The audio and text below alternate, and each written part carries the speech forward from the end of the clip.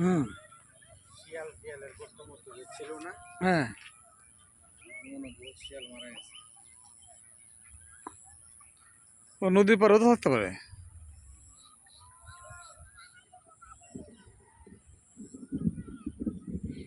আমি যেটা দেখাতে চাচ্ছি, এখানে প্রচণ্ড বৃষ্টি হয়েছে ৩-৪ ঘন্টা। এই নদীর নাম কি রে? শোনাই সুনাই নদী। তো এটা ইন্ডিয়া থেকে ম্যাক্সিমাম পানি আসতেছে এখান থেকে। কত কিলোমিটার ইন্ডিয়া?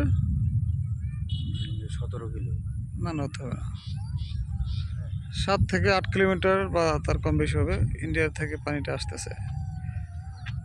আমি অবাক হচ্ছি, এই নদী ভর্তি সব হচ্ছে প্লাস্টিকের বোতল, কন্টিনিউয়াস আসতেছে।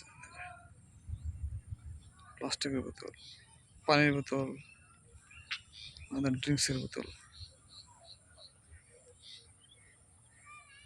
তো বহুদিন পরে আসলে ব্যাপক এ ধরনের পানি হয়েছে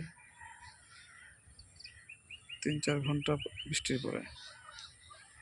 আর এই নদীটা গভীর করার কারণে পানিটা ওভারফ্লো করে নাই। সাধারণত এমন বৃষ্টি হলে এটা গোলা বলে না, তো গোলা হয়তো পুরো আশেপাশে যে গ্রামগুলো আছে গ্রামগুলো পুরো ভাসায় দিত, তো গ্রামগুলো তোলা যেত। নদীটা সরকারের পক্ষ থেকে গভীর করছে, গভীর করার কারণে পারও একটা পাওয়া গেছে, ভালো পার, এবং ব্যাপক পানি ফ্লো হইতে পারতেছে গভীরতার কারণে।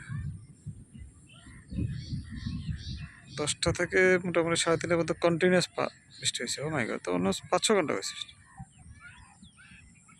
বোতল।